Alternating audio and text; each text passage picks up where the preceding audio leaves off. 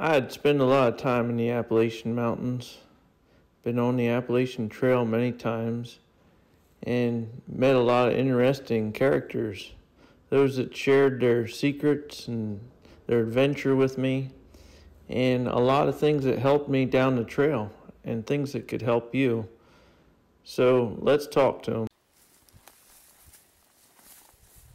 You walking the whole trail? The whole thing. Whole thing. What's your name? Peaches. Peaches. That's Yeah. your trail name, right? Yeah. Okay. So when did you start? March the 30th. March 30th. You're walking a lot of miles then, like every day. Yeah, about between 25 and 30 a day, pretty consistently. So. Wow. Yeah. You're trekking it. What time do you think you'll make it to Maine? I'm thinking at this point, maybe July the 15th or the 20th. That's really pushing it. Yeah, I'm trying to crank them out, get on up there. Well, how long do you walk? Like how many hours? All day, all from daylight to dusk. Until dark. Yep. So are you eating lunch right now? Yeah, having a little lunch, a little bit of summer sausage, and some pepper jack cheese and some tortilla. Anything you can find on your way up through, huh?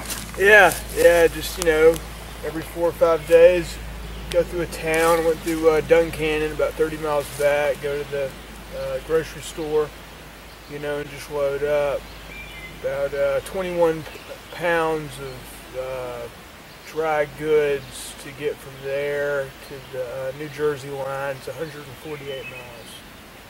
Oh, really? In 6 days, which is a little bit slower than usual, but the rocks in Pennsylvania, it's slower in Pennsylvania here with all the rocks. It's supposed to slow you down, which I haven't hit any rocks yet, but I'm expecting them to start. So, what do you got on your socks there? What's that deal? Oh, those are my gaiters. Your gaiters, homemade gaiters. Rocks out of my shoes, and I got some ladies on here. What kind of hiking boots you got there? These are Solomon trail runners. They work good, huh? Yeah, man, they're awesome. I wore out one pair. I just got these in Boiling Springs. So. Okay. I was gonna say they look like they're in good shape yet. Yeah, no, but I wore one pair slapped out, But they're comfortable. Oh yeah, they're great. That's probably the most boots at all. So. Probably the most important thing. Yeah. Do you get a lot of blisters or? When the first pair, after about 800 miles, they were no good, after that, and I started to get blisters. But now with the new pair of shoes, it fixed all that pretty much instantly. And what do you got on your pack here? How much does your pack weigh? And the pack itself is Cuban fiber. Okay. The pack itself only weighs 28 ounces. Oh wow, yeah, it does look like it's all waterproof too. It's all waterproof. Let me focus in on the name there. Yeah, it's Hyperlight Mountain Gear. Okay. Is it real comfortable on your hips? Oh yeah, man, it's good. Puts all the weight on there. Yeah, it puts all the weight on there. And then I just got kind of my knickknacks. Roll of toilet paper. Just some different, little Excedrin for towards the end of the day. Start hurting a little bit. What do you do with purifying your water? I use Aquamira, which is these two right here, and it's just chlorine. Okay, right there. That's all it is. And that's like 2 ounces, and all of that will go, and I think it'll purify about 30 gallons. Oh, really? So where's your, what do you take water bottles with to purify your water? I just carry 2 liters, half a gallon. They're light, huh? Yeah, it's all about weight, all about weight. And then I carry my cell phone. Yeah, that's easy to get to. That's a nice pouch. And then I smoke cigarettes. That's my one bad habit. And it gives you something to do, right? Something, yeah.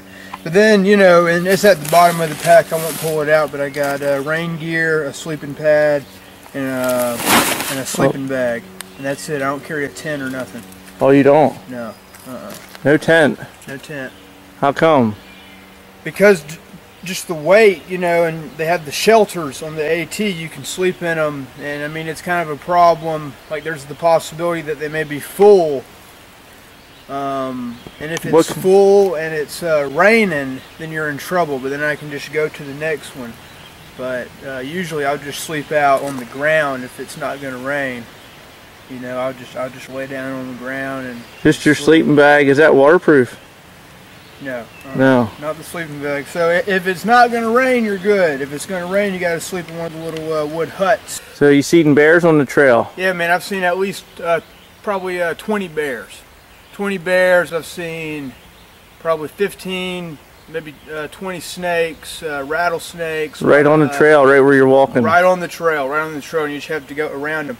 But, yeah, you gotta be careful they don't strike at you. Yeah, man, it's crazy. But one bear in the Shenandoah, it's about 250 miles back. I was coming up and I heard something in a tree, and I didn't know what it was, and a limb fell. And then this bear comes running down the tree. And good luck on the trail. Thanks. So how far did you go on this trail? Since I started? Yeah, since you started. 1,165 miles about. That's a long way. Yeah. How many days does that take? I started on March 18th, so I think today's day 77 or 76, somewhere out there. It was pretty cold then, March still, right? Yeah, plenty of snow. A lot of cold, rainy days, but you know. Did you have more gear then? Yeah, I had a whole different pack. It was a 80 liter. It was a little too big, actually. So how heavy is your pack now? Fully loaded, it's probably about, I want to say like 28 pounds or so. 28. That's probably the norm for everybody. Yeah, it's just a little bit on the lighter side. I think my base weight's about 14, 15 pounds. So the rest would be like food is what you're saying? Food and water, yeah, in addition to all my just stock gear.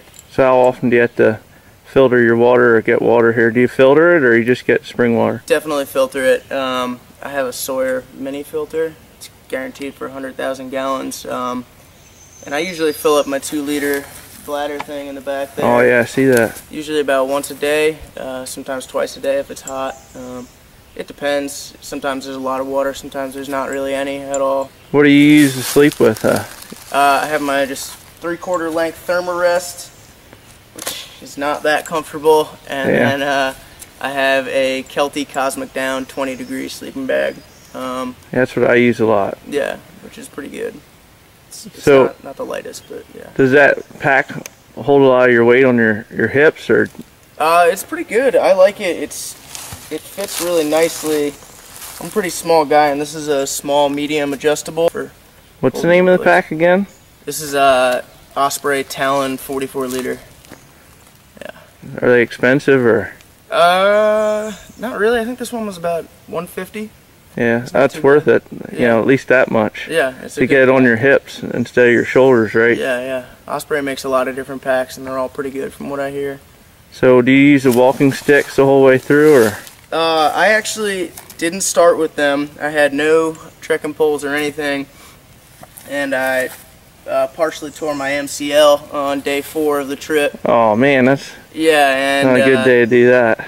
A trail angel at some gap was giving away cookies and bananas and stuff, and one of my buddies told him that my knee was hurting, and he handed me these poles, and they were brand new at the time, and I told him I couldn't accept it. That's too much of a gift, and he said, "No, man, take them.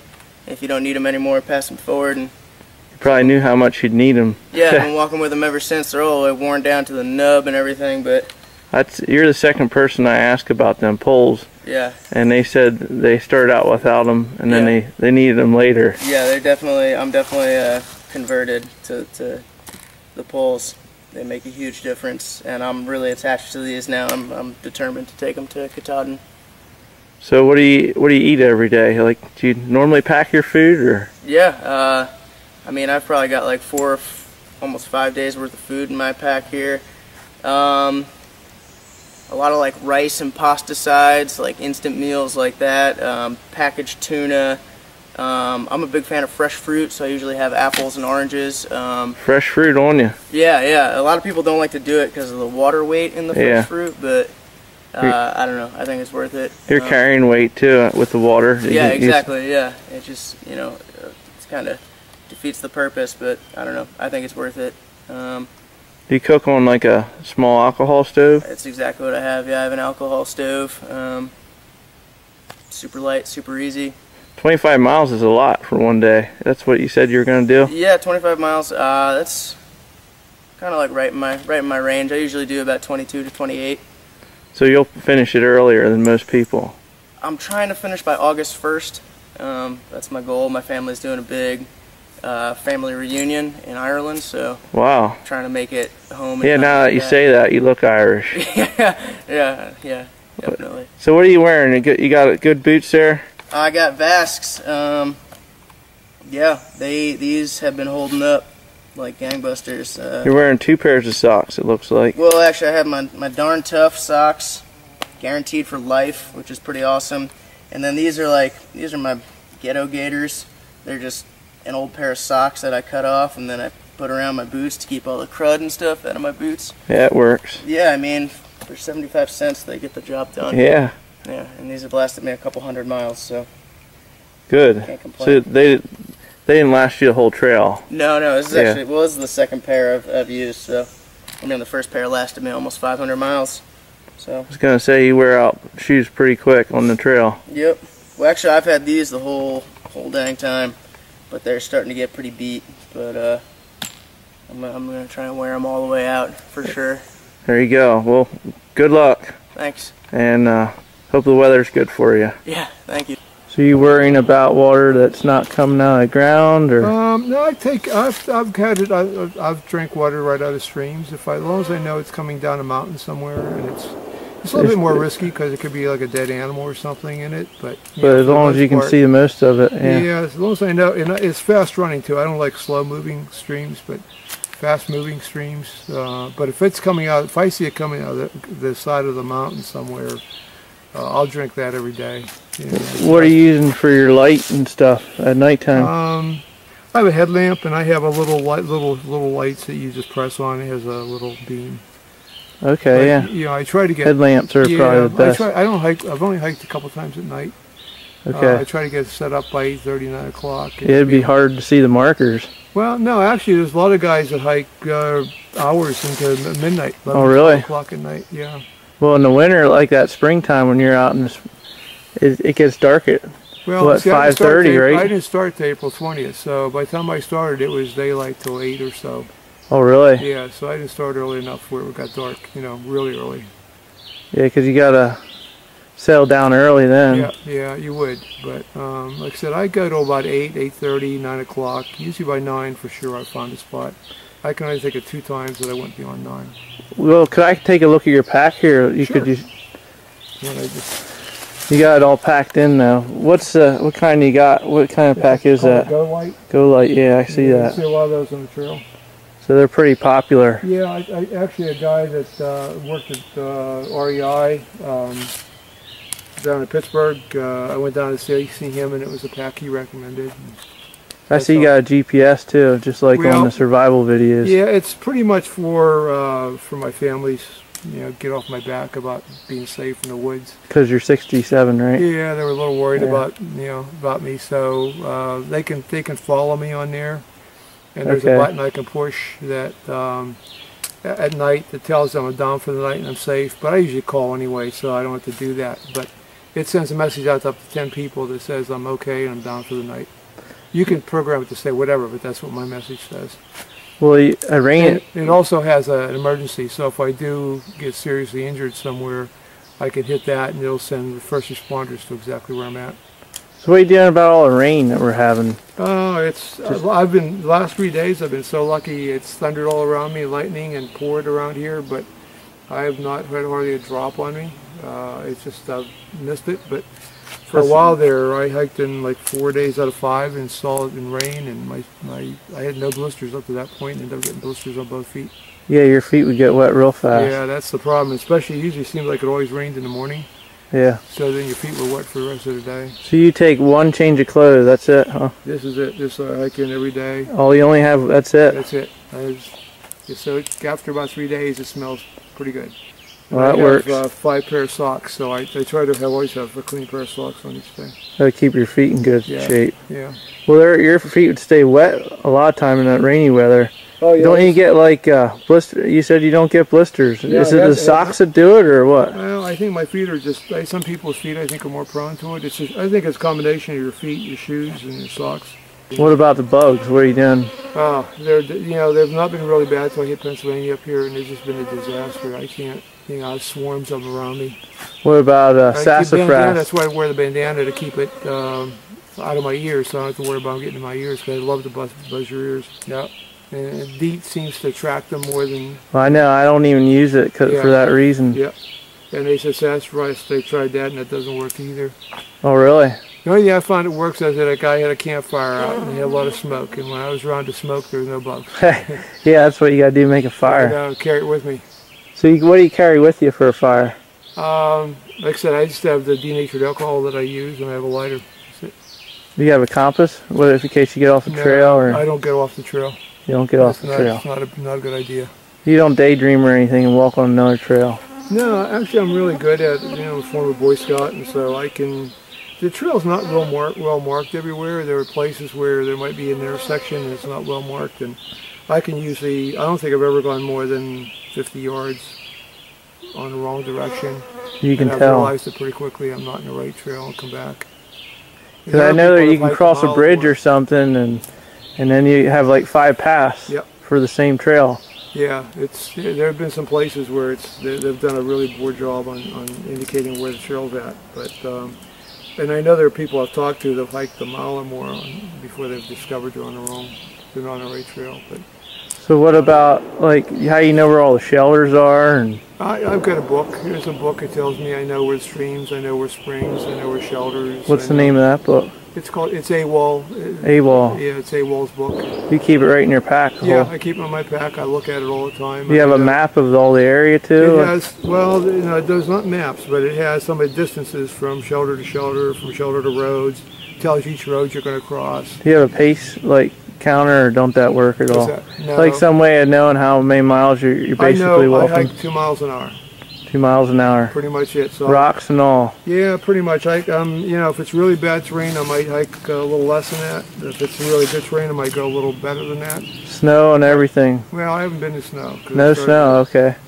But you will in Maine when you get there. No, I hope to get to Maine by the end of August, beginning of September. Oh, really? Yeah, you're fast. Oh, yeah. So now Maine's probably going to be the steepest, right? Well, for most inclines. Vermont and New Hampshire. That's the big 3.